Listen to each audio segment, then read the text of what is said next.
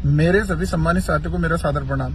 साथियों, आपने नोटिस किया होगा कि 3-4 दिन से हम देख रहे हैं खानपुर के विधायक और लंढौरा के राजा आपस में दोनों भिड़ रहे हैं। उसके चक्कर में दोनों समाज में तनातनी हो रही है। किसी भी व्यक्ति ने ये पहल नहीं की कि इन दोनों को मिलाया जाए और बैठकर इन दोनों को समझौता किया जाए।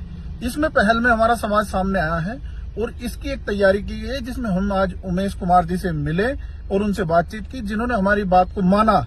और उसके बाद आप वीडियो में उन्हें सुन सकते हैं कि वो क्या कह रहे हैं। सुनिए साथियों।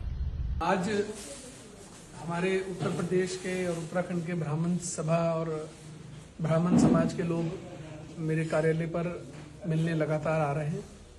सभी के साथ वार्तालाप हुआ, चर्चा हुई और एक मत हम सबका था कि हमारी लड़ाई कोई किसी समाज से नहीं थी। हमारी किसी समाज पर कोई, किसी बिरादरी पर कोई टिप्पणी नहीं थी। अपनी निजी लड़ाई को जातिवाद का, बिरादरीवाद का रंग देकर उसका लाभ उठाने का जो प्रयास किया जा रहा था, हम सिर्फ उसी का जवाब दे रहे थे। और हम अब भी कहते हैं, हमारी कहीं भी किसी बिरादरी समाज के साथ कोई लड़ाई नहीं है।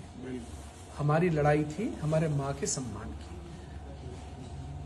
आज तक हमने कभी किसी के मन को पीड़ा पहुंचाई हो तो आप बता सकते हैं। आप बात करते हैं कि महल पर जो है टिप्पणी की है उससे उनको पीड़ा हुई है, गुज्जर समाज को पीड़ा हुई है।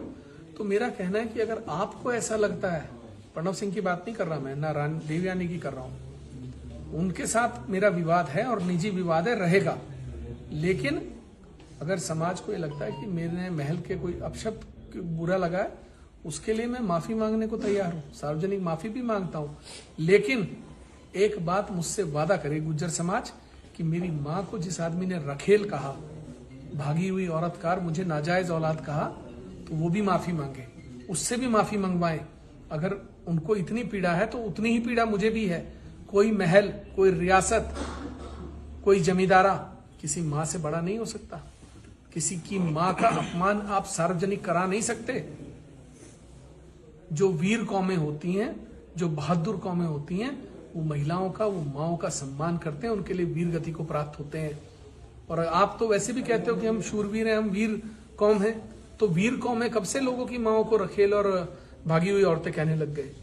शोभा देता है 95 साल की बुजुर्ग महिला पर ऐसी टिप्पणी करना? शर्म नहीं आती प्रणव सिंह को? शर्म नहीं आती उनको कि वो किस तरीके की बातें करते हैं? तब समाज इन्हें क्यों नहीं समझाता?